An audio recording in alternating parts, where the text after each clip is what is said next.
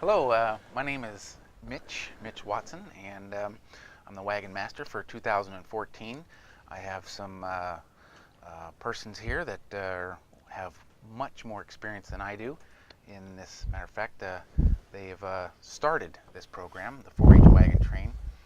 It's very interesting, and I wanted to uh, share this program with you, and um, like to maybe start off with a question of, I suppose, to Lyle. Lyle, it sounds like you started, or at least were a part of this starting the program. Yes, actually, the idea we came up with the idea in about 1980, and it was a result. At the time, I was on the faculty of Oregon State University, and I was charged with 4-H programs in Washington County. And they wanted us to do a long-range study of whether our 4-H program was meeting the needs that we were trying to meet. And I was a little skeptical about these studies, so I said, well, if we do all of this, can we really make a change if we need to? And they said, well, absolutely. So we got really serious about it and developed some committees to look at our programs. And as a result, we came up that our programs were very competitive, heavy on the competitive side, not so much on the cooperative side. They were, they focused, the horse program focused mainly for girls and not so much for boys. Plus they sort of ended in the show ring and they didn't go anywheres, with their horses, like where they could really use them. And we also emphasized youth, which was good, but we wanted to get the families involved more. And then the fourth thing that we came up with was we weren't doing enough outdoor adventure type programs in Oregon's beautiful outback. So as a result of that, the idea of the wagon train was conceived. It was one part of about 5 different outdoor programs that we started. That was 1980, and it took about 2 years to get everything gelled and get a wagon board started, and the first train went in the summer of 1982. Well, I'd have to say I've been involved in the wagon train for a few years now, and that's kept up. And for 30 years, to maintain those great qualities is great. I believe it to be Pat. Pat's in charge now from the 4-H group Yes. of the OSU, Oregon State University Extension Service, and he's very proud of this program. But it's really neat to see that not only is the youth involved, but the families are involved, and the teamsters, and whom are the wagon, let's call them drivers. Teamsters, Yeah. the ones who ride, Right. make sure the wagons are moving in a safe direction and in a way. And there's walkers. There's just a wide variety of people that are taking advantage of the 4-H wagon train. And it really belongs to everybody. I mean, some of us may have came up with the idea, but it's very humbling to see that it's gone on for this many years and to see it maintain the traditions that it has and still reaching some really great goals. It's literally impacted thousands of lives over the many years. Well, I've gone over some of the rosters, and I've definitely seen a lot of names, and a lot of people return, and a lot of people are hopefully going to be new here. This is what our program is about, to advise people of the 4-H wagon train program, and hopefully we can put out a lot of information so we can bring some new folks in. It's really nice to see.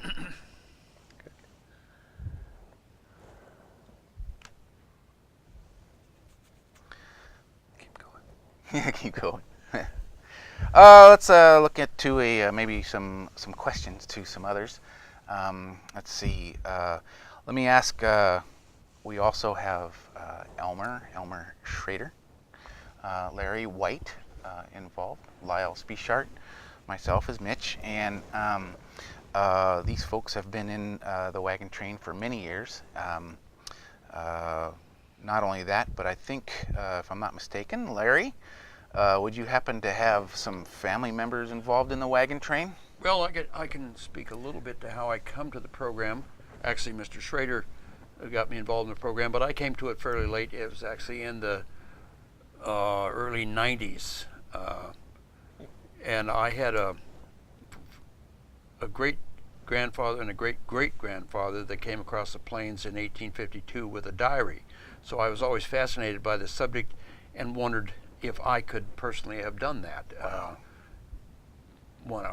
Somehow I think things like that. I wonder, could I have done that if I had the opportunity? So I came to it, and I had the opportunity to do the program as it was done in the day, because at the option to come over here with a wagon, you either had oxen or mules. They did not use horses. Horses couldn't hold up, and so I've had the opportunity to drive mules. An interesting fact was, on my first wagon train, we had 4 mules with 3 different owners.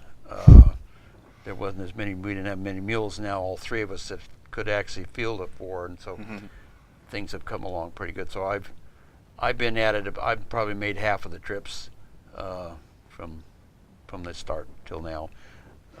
Mr. Schrader here, who was going to speak to us next, Mr. Schrader's been more than anybody.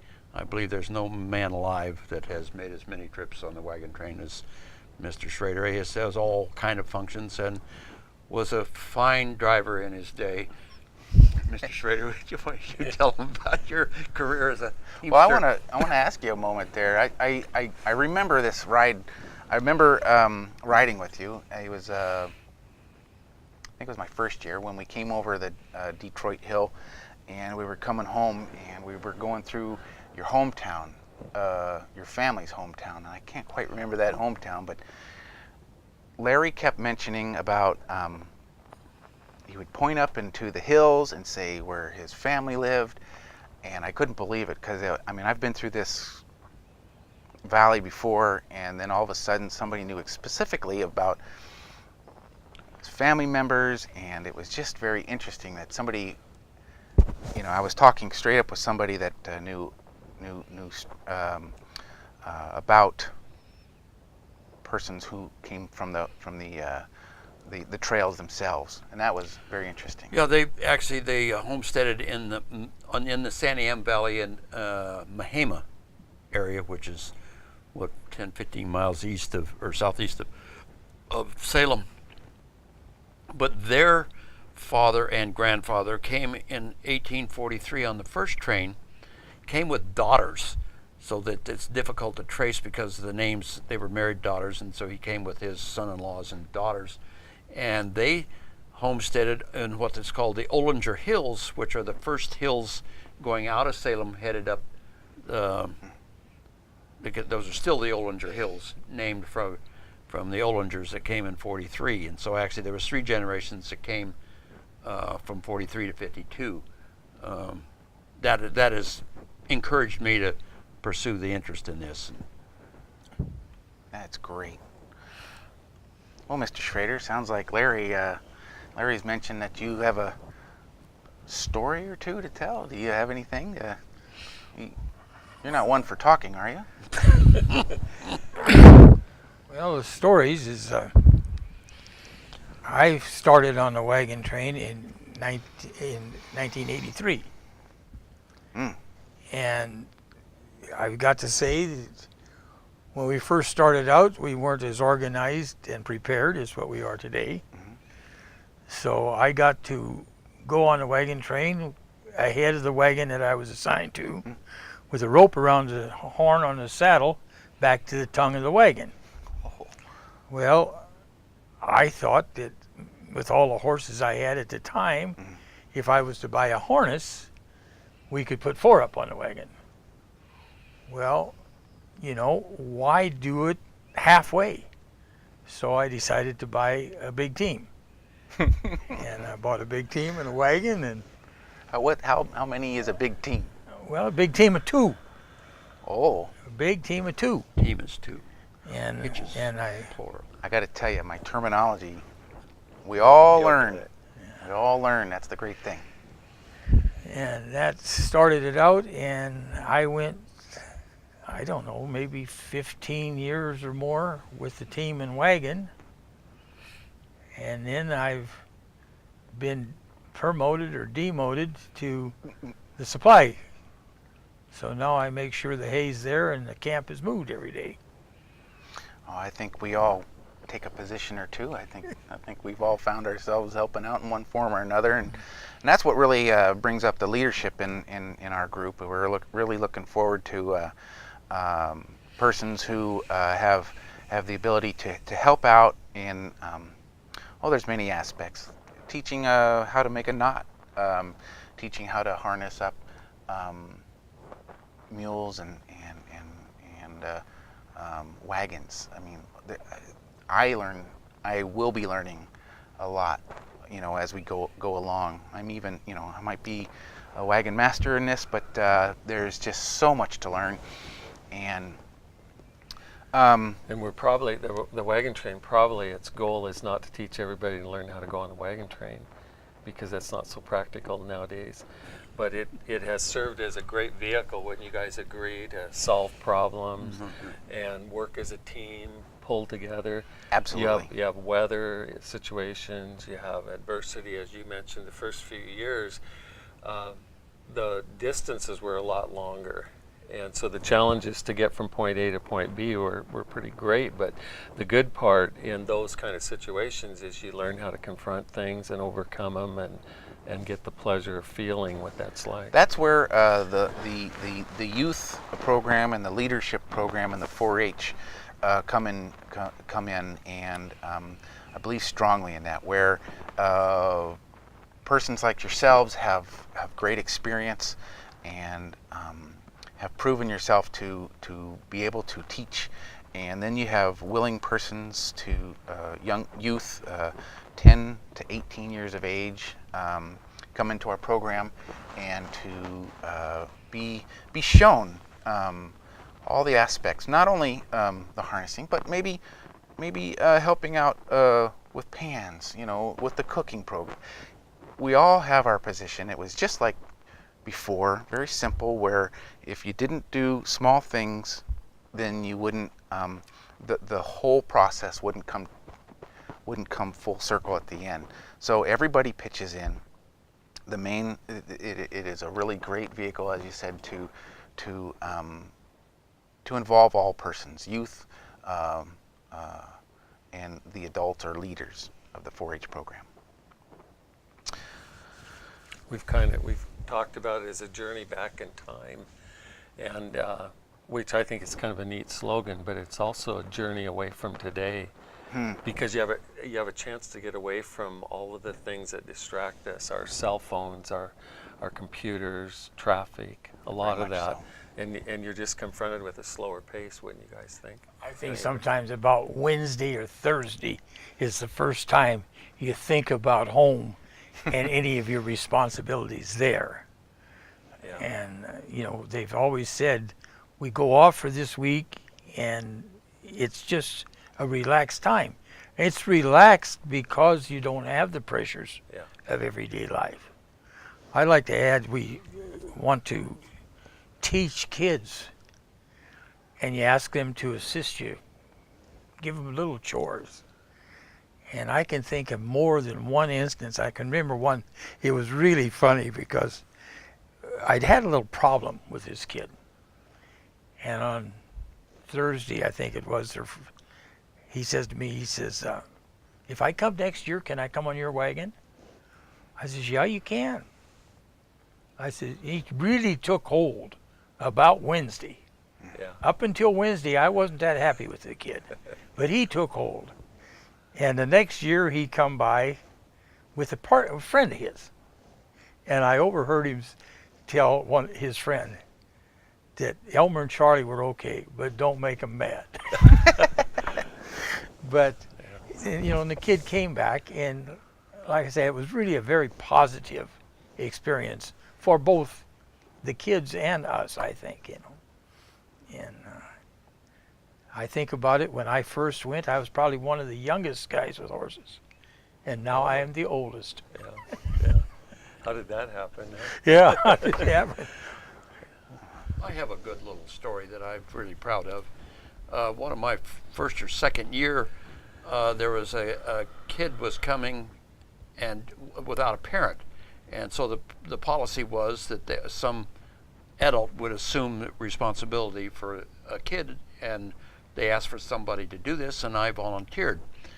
It was a girl that she's 12, 13 years old, and turned out to be one of the most remarkable individuals I have known.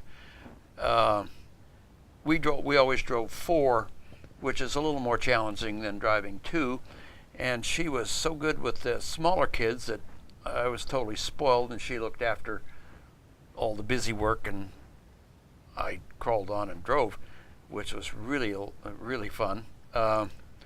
Since she went on, my partner got hurt one time, and she'd been practicing driving a little, and then I jammed my thumb. My partner, it's on the picture right there, my partner was in the hospital or somewhere. I had a jammed thumb, and I says, well, you're going to have to drive. And she was just a kid, and drive she did. I'm very proud to say that she has gone on, graduated from college, has a master's degree in history, and credits some of her interest in history to me, and ended up being a most remarkable driver.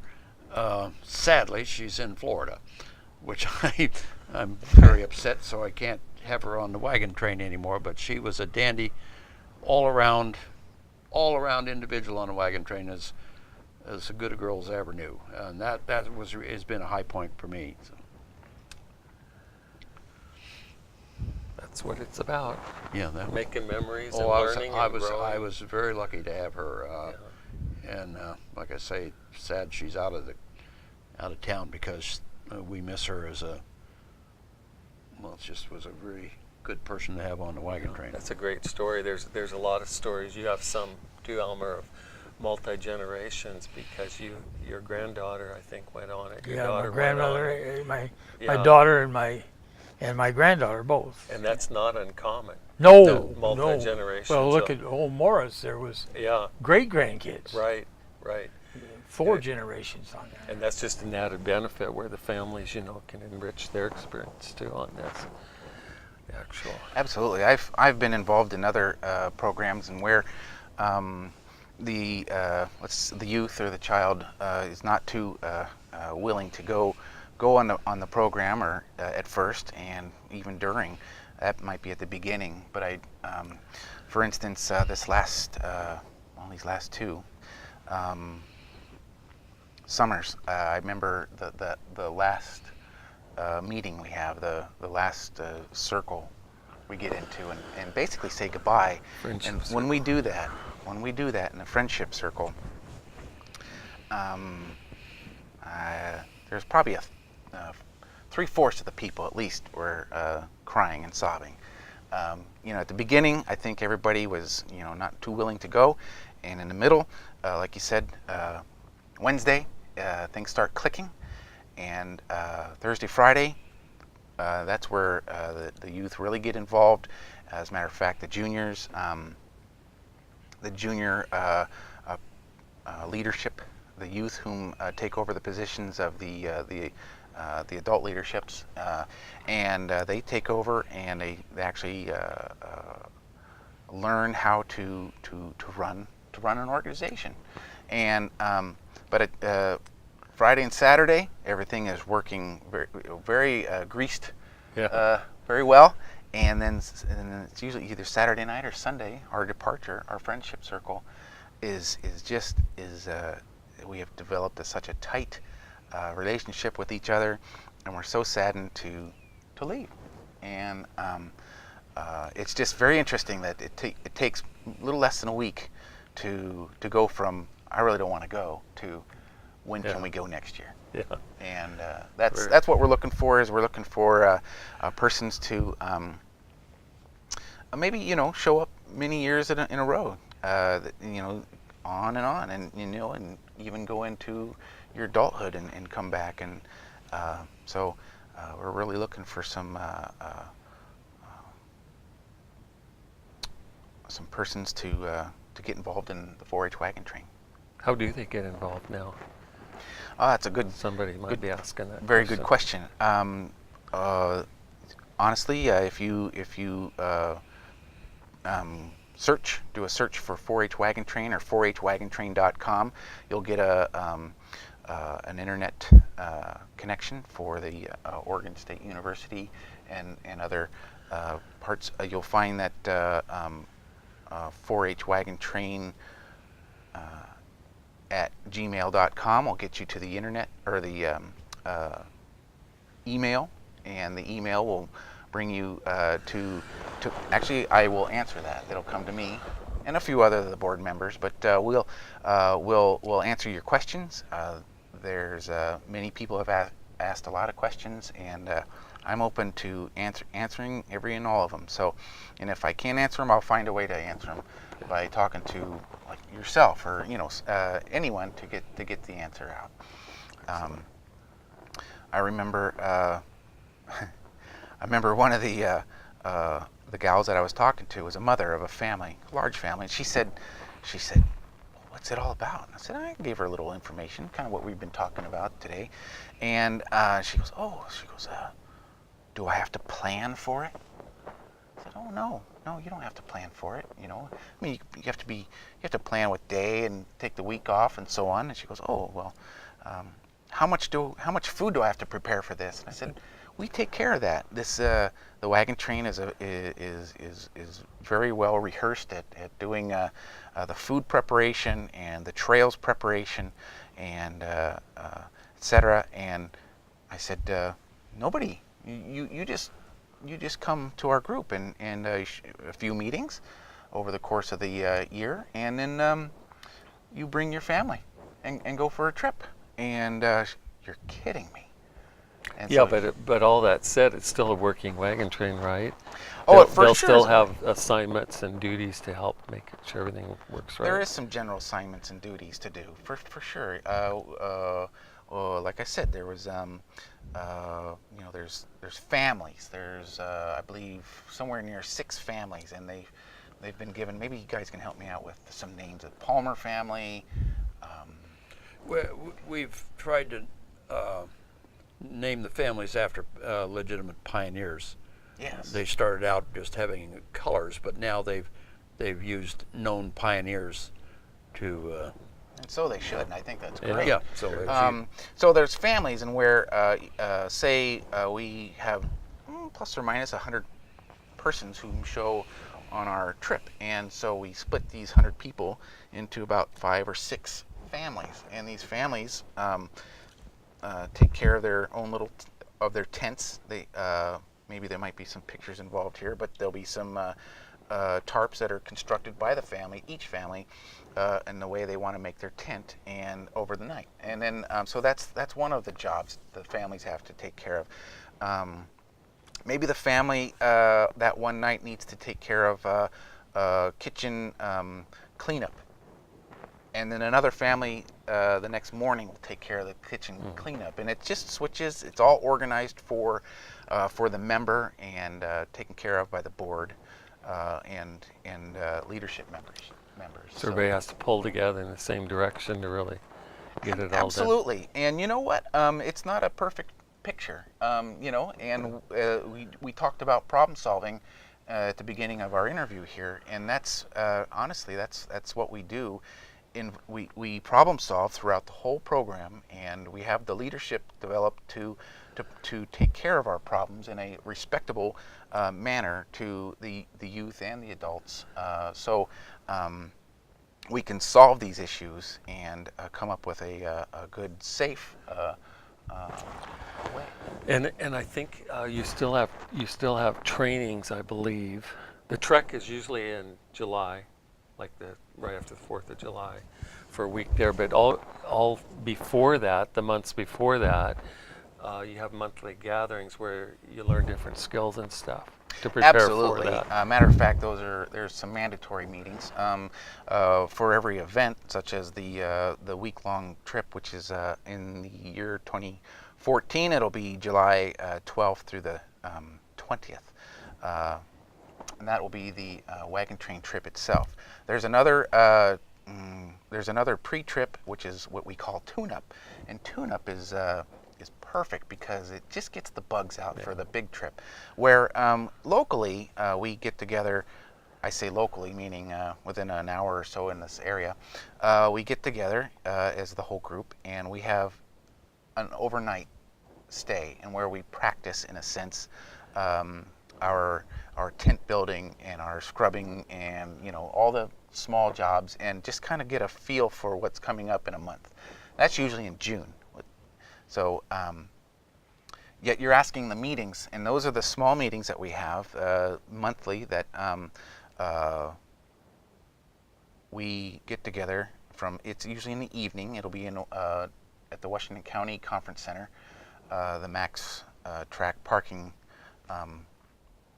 area, and our meetings are near 6 o'clock in the evening till about 8 o'clock, so we can get people to come in and as much as we can. And our general meetings are to, one is to see who we are, to visit with each other and have a face-to-face and have a good comfort level with each other. The other is to communicate what's going to go on. We all need to know the small stuff.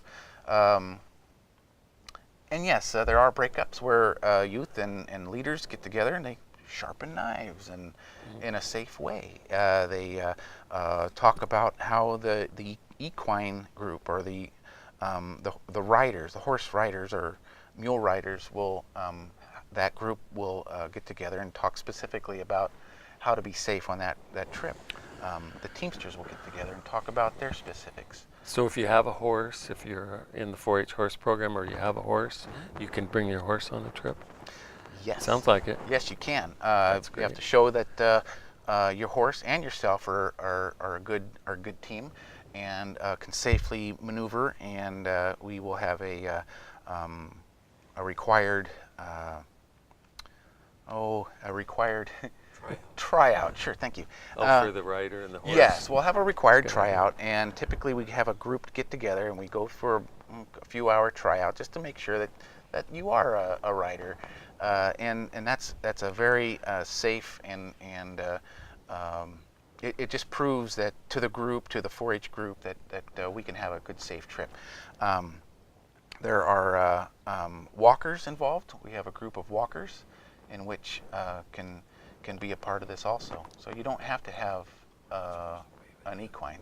I think it's important to stress that it isn't necessarily for those who have horses, Correct. that everybody of 4-H age is welcome. And you don't even need to be in 4-H, right? No. You can Just join, start- join- you will be enrolled in 4-H when you come to Right. the wagon train meetings. It is very simple to become a 4-H member, and it's as simple as a form, and for the youth and for the leader, it's a form and a background check, and there's no expense to that to the person involved that wants to be involved, and you get your background check and your forms turned in. You become a member, and off you go. You don't have to have. You have to pardon me, but either a mule or a horse to ride. You can be a walker, and that's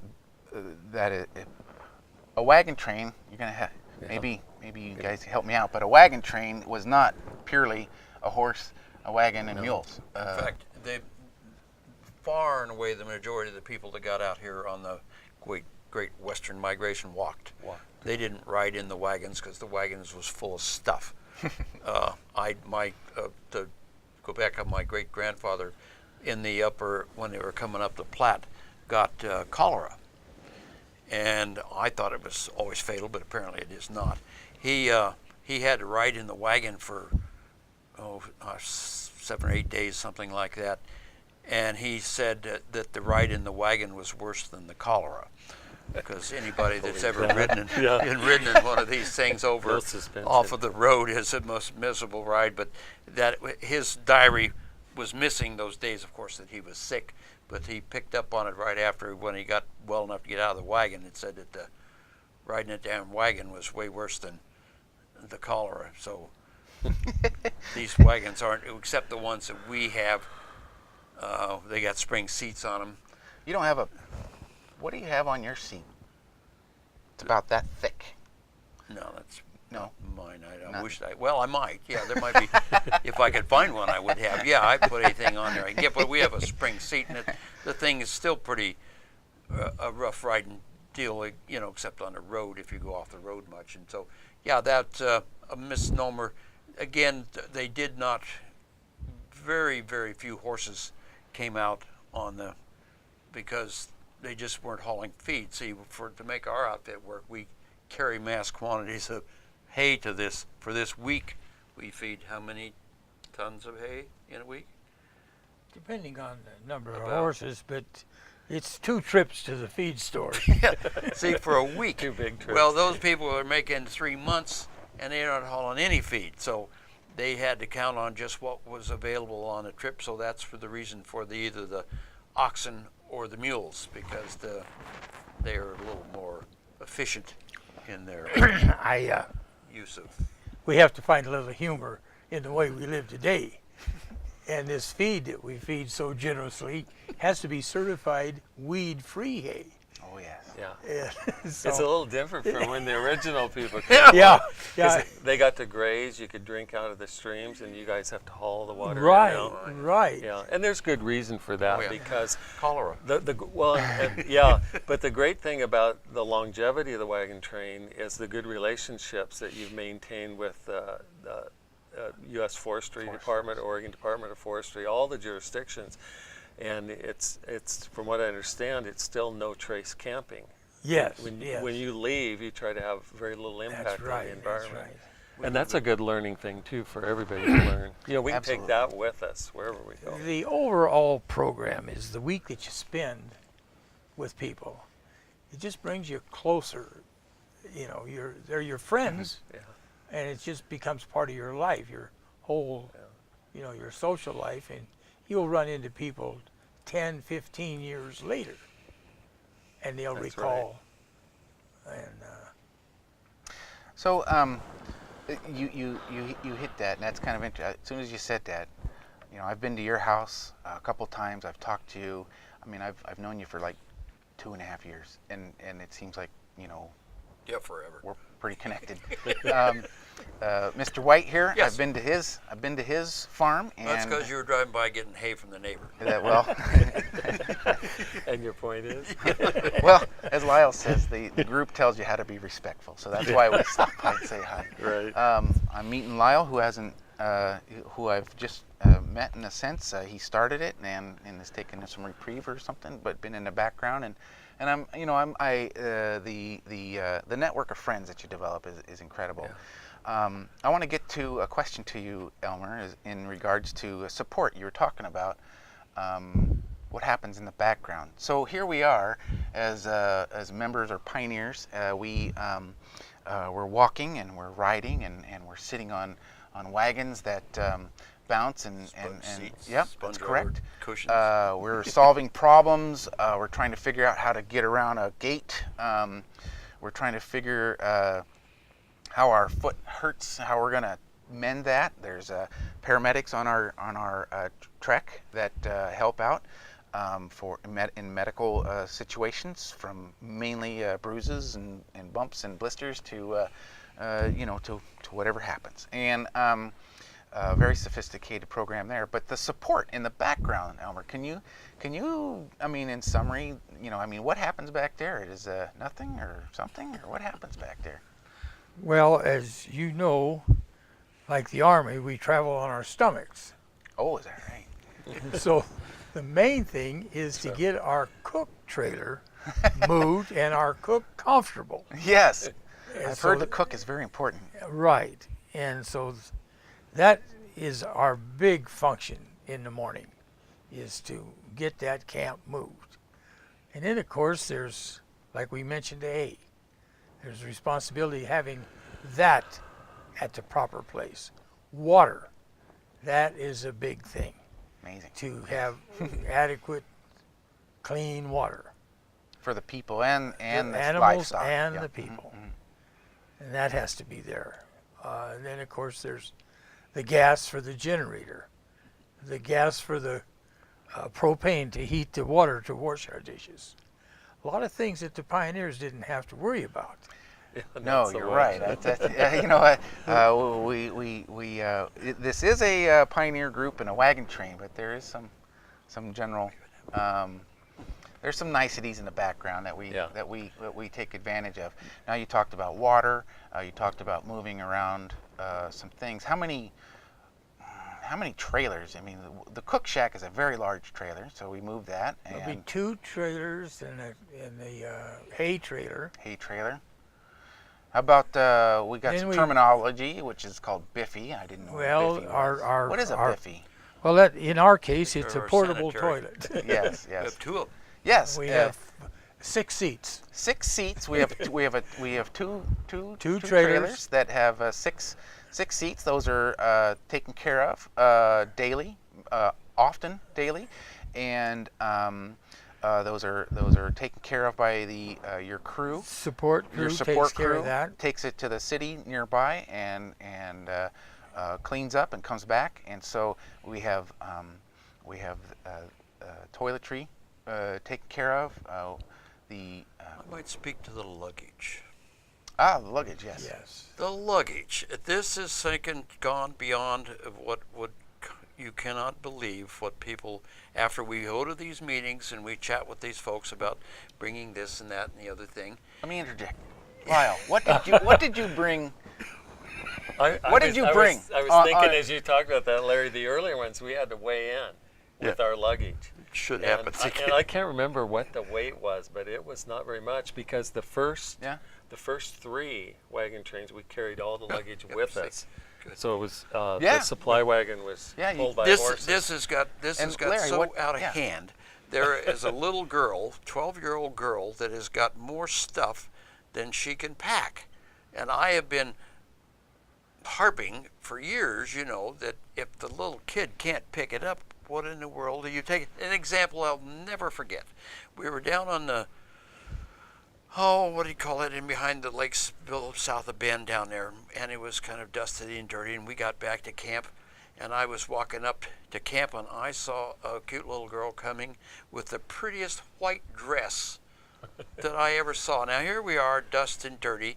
This girl had come off of the trail and went back to camp, and what she's doing with a lovely little white dress, I'll never figure out, but she had this lovely little white dress on out there in the brush and the dirt and the dust and whatever. But this example, we do have a problem, and I think this weighing in should be a force because we end up with a truck, literally a truckload of luggage and with less than 100 people. I mean, I don't know what would the cubic yards of that vehicle be? That's I don't. We think about weighing in, and I think about one of the old pioneer stories. Pioneers coming across the plains, Yeah. and they the did. checklist. They did actually weigh in, and it was 17 pounds on this one particular trip. And if you cheated and wore more clothes, well, of course you had to wear them. But there was one girl, you talk about the pretty dress. She had all the ruffles, and of course they had to be ironed. So she carried a hand iron all the way so she could maintain. So she'd look right. Yeah. So she looked nice. And Maybe this year we should try the grandfather clocks and pianos in the back of our yeah, right. and see how that goes. Yeah.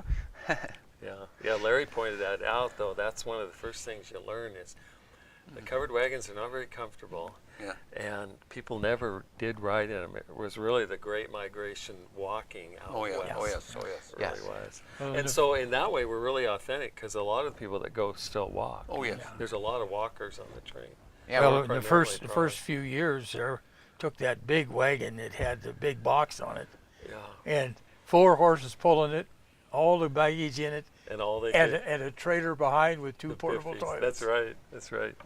And you talked, Mitch, about me being involved in starting it, and I was involved, and I appreciate that recognition. But I'm thinking of some of these early pioneers. My dad was one of them, and He's the one that Morris pulled the big Elver, wagon. Yeah, he pulled the big wagon. I mean, there was a whole bunch of them, and in a way, they were pioneers in their own right. Because that first year to start this thing off, I remember all the challenges, that everywhere as we went, they said, you can't do it, you shouldn't do it, why are you doing it? and it worked. It it had its Of course it worked. challenges. We put together. Right, and it's still working yet today. It's changed some because we used to go through the urban areas. We'd leave from Hillsborough and go up into the mountains somewhere. So that's pretty much out of the question nowadays. But I'm curious, where are you headed in 14? Where are you taking your train? The mountain of the Ochocos. Ochocos, Yes. beautiful area. East of Prineville. Correct. Oh, at 30 miles? About 30 miles east of Prineville. Correct. Our mission next year is to have a few camps and to make some loop trips from each camp. And so we can spend more time looking and taking advantage of the beauty of what we're actually there for, to get up and get our meal in, and then to go out on our ride or walk, and to take advantage of the time that we have. We then can come back to the same camp, and a support team can have some time to actually get involved and get the water going, and just be a little bit more ahead. So we'll also get back a little earlier and be a little happier, so we can play and do some things around the camp, and be productive, and maybe have some more programs and showing on, like I said, knife sharpening, and I did a class on medical, some Band-Aid, and some general first aid program. So the Ochocos in 2014 is going to be just spectacular. I've heard the Ochocos is just an eye opener, and I can't wait to go.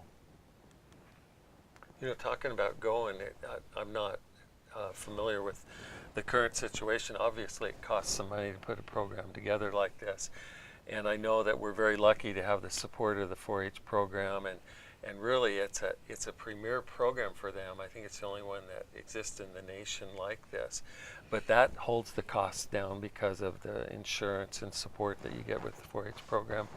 But if somebody did want to go, what does it cost?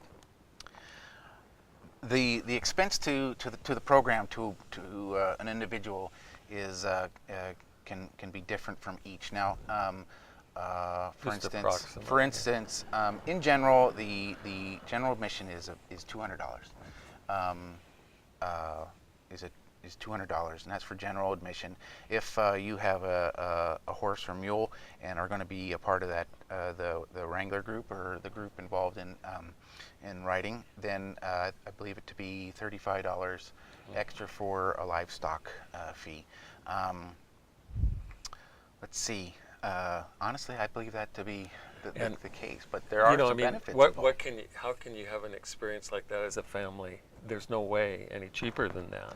I discussed earlier about the mother that Right. I was talking to, and she's like astonished that honestly the 8 days worth of food and planning and preparation it's just it's a result of all the volunteers and the donations, and I think you have a scholarship program yet too. There is a scholarship So if program, somebody doesn't correct. have the money, they can still go if they qualify. Correct. There are many ways to be financed or helped out with the program. One is there's an essay. If you can build an essay, and you can submit your essay amongst others, and we choose an essay that's in regards to the wagon train itself. I think there's also, I've mentioned about the junior leaders, in which are the youth whom follow the actual board, a board member or the member of the group itself. And if you want to become a junior leader, you can. What you could do is submit your request for that. If you find yourself to be a junior leader, then I believe it to be a $100 scholarship, which will help out obviously with the admission. Good. Yeah. There are also financial hardships, scholarships as well. Very good. That's true. So honestly, I believe if if it comes to the point of a hardship, I think if you submit a statement or inform myself as the wagon master of the 4-H wagon train, as you might see on the screen, 4hwagontrain.com or 4hwagontrain@gmail. It sounds like if you want to go, then you can go. Yeah. If you qualify. This program is developed basically to Include get people to have an adventure, to learn and to go through programs and to do trial and error and to try to learn as you go, and just to see the outdoors. One of the amazing things that has bothered me for all this time is the amount of people that I run into that have never heard of it. And now there's thousands of people have gone. Thousands of people have gone. I've talked to people that, oh yes, I went when I was a kid before I ever even went, and on and on and on. And then it's amazed that this person, well, I never knew there was such. So I actually, one of the reasons that I'm here tonight is to maybe, if I have slightest bit that I could do, is to help somebody at least know about it and have the opportunity not to go, because but they didn't know about it. And that it's just amazing the amount of people that, well, I didn't know anything about that, And I said, oh my heavens, and you live in Washington County. It's been going on for 32 years, and they never heard of it. And I'm going, we're doing something wrong here. We should make a point that you don't have to be a resident of Washington County. No. I to just go say, on this. but this is a Washington County resident that have said this to me, and I've said, my goodness, You guys have some ideas of how far away we've had some? I think Spokane, Washington. We have a youth from Spokane, Washington. Well, we had we've had Missouri, Tennessee, Missouri, Tennessee. Boise, Idaho, I heard. Oh yeah, lots of Las Vegas, Correct. California. But all those people have connections. Yes. with They all somebody have in the connections area. here. There's a connection, and it's usually if the youth are involved, there needs to be a guardian of some sort, in which is legally bound to the child in agreement. So, do the parents need to attend? If they have agreed to a guardianship, then attendance can. Many parents never came with their kids. They sent their kids, lots of them over that period of time. I was being more specific about neighboring counties that think they couldn't go because they didn't. They thought it was an exclusive Washington County. It's becoming more of a regional It is program. now. In fact, Central Oregon, I know you have a lot of participants from Central Oregon now. Yes. We do, and we're finding that there's a possibility that there might be. I don't know if the official word would be chapter, Yeah, but I've heard that. there's a possibility of a chapter being set up out in the Bend area, down the road, and like we said, it doesn't have to be. It's far from locational. Well, you're in Yamhill County. Yeah, Point of information. as you. Yeah. Yamhill's heavily involved. Yes, really. no, yeah. Yeah, all the surrounding counties. Got a kind lot a of the regional livestock program. is down there. Yeah. Yes. I was just curious. Have each of you been the teamster of a wagon? Actually, all three of us haven't. I don't know if you know, I was one year. The last year I went on in 1984, which was a long time ago. But that was the year my dad had 2 hitches in, and I and my brother helped my dad with his, and then we had another hitch because my great-great-grandparents came to Oregon in 1884 in a wagon. So You we took the that wagon same right- wagon from Hillsboro over to Fort Astoria, I Stevens. think. Yeah. Exactly. So I was, but normally I would not be a teamster. I was a support person. I think you're a teamster. I think how. Well, his father was one of my idols as far as the Teamsters goes. He's one of the best drivers that I ever knew. Sadly, he was not able to go on a little longer. I never got to know him as well as I would have liked to, and would have liked to have the opportunity to travel with him. I never did get that opportunity either. But that.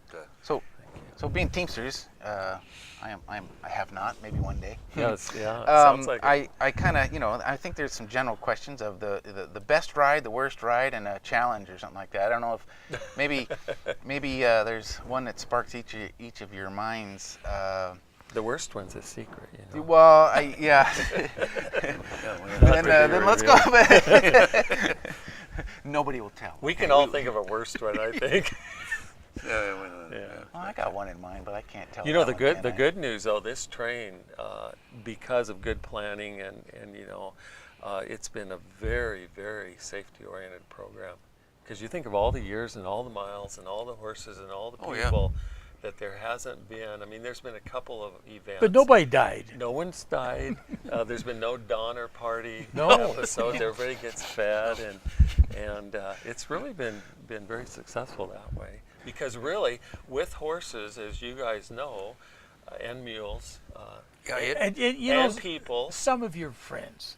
I recall one night there was some confusion over the campsite, and they were all set up in the campsite, and there was a plant there that we were going to destroy, so the camp had to be moved.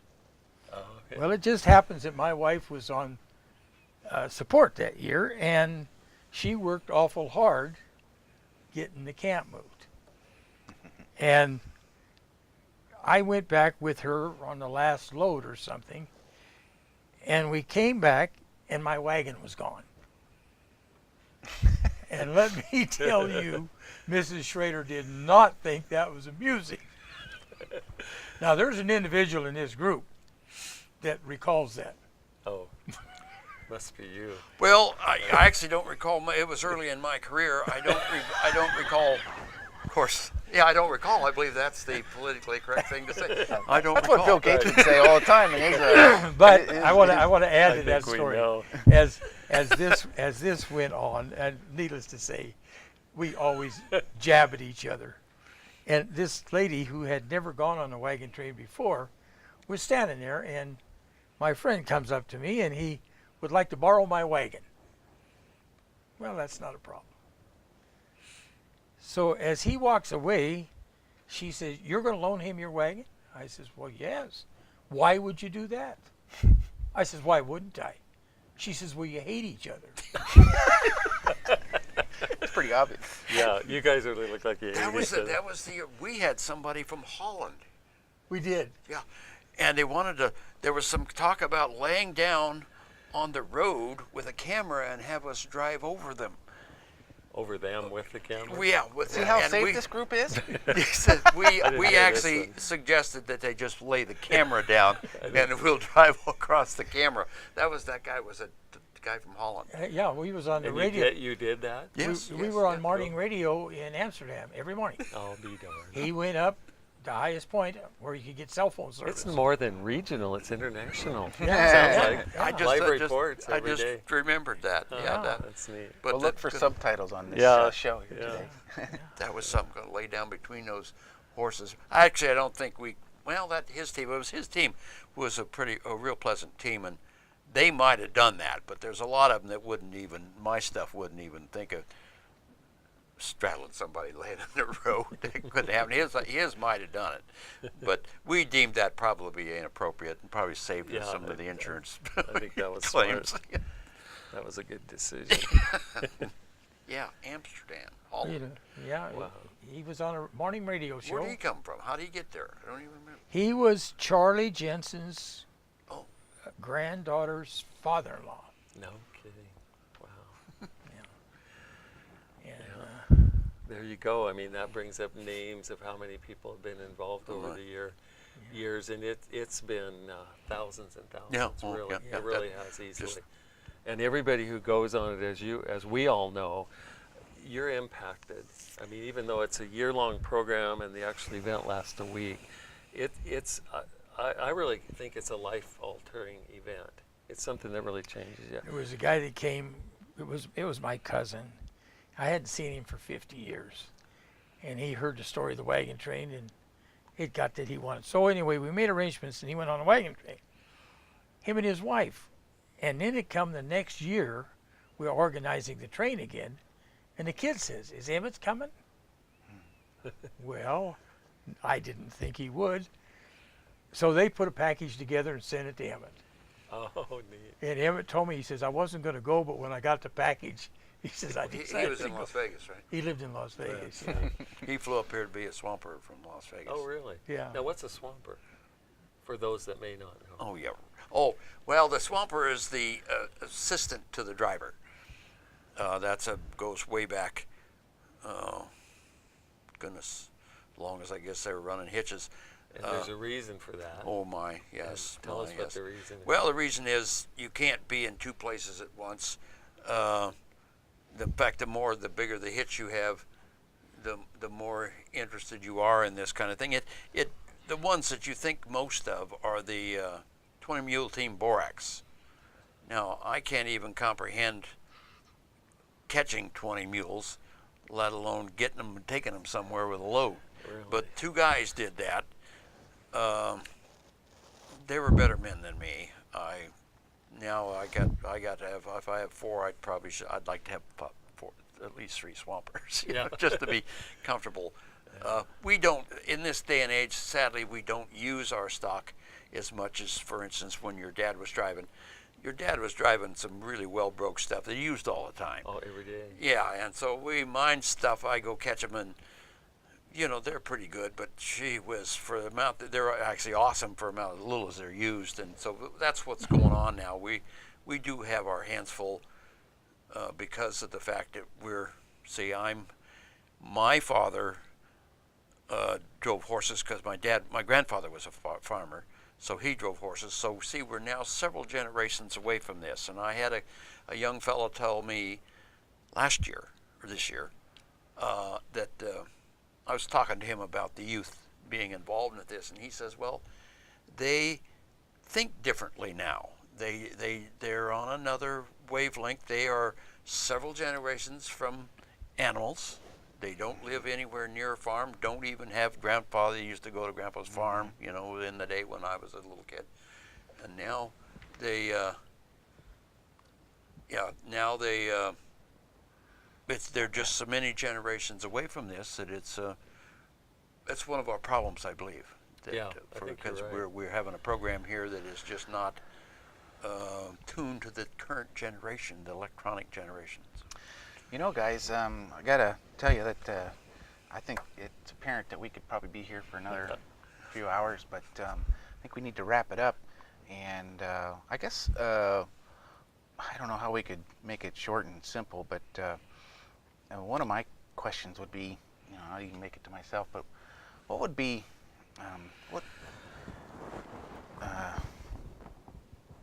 how passionate, how in tune, how passionate are you of Wagon Train? I mean, how much energy do you put into this? Well, I don't put as much as all of you that are currently involved, but I still feel very passionate about it, and I think it's one of the better programs we have going today. When you look at the world that these kids grow up in and families grow up in, to me, it's just very gratifying and exciting to see that this opportunity exists. And we need to do, like Larry said, we need to get the word out again. We're too quiet about it. Hopefully so that we can extend that circle out to even more people, because it's an incredible program. And thanks to all of you that are keeping it going, because it's a labor of love, really. And it gives us older people a chance to do something and give back too. Yep. I think that's really rewarding. My hope is to create one Teamster. Yeah. One young Teamster. Yeah, right? yeah. One young, not an old one. Good grief. Well, just to have people that communicate and work together. As far as this program goes, it's a very affordable program that people can do in their home, or in their home area. Yeah. And you read about so many vacations and they're really not within the reach of the average person, and they're they're too structured. This has been a lot of time gone into this. It's very comfortable to go. Weather, if we had that might be a problem. But basically, the problems are behind us. Yeah. And like you say, I'm passionate about the program because it's just, like you said, at the end of the week, you've got these new friends that really mean something to you. Yes. Well said. And it's hard to put it in words. Well said. We did it.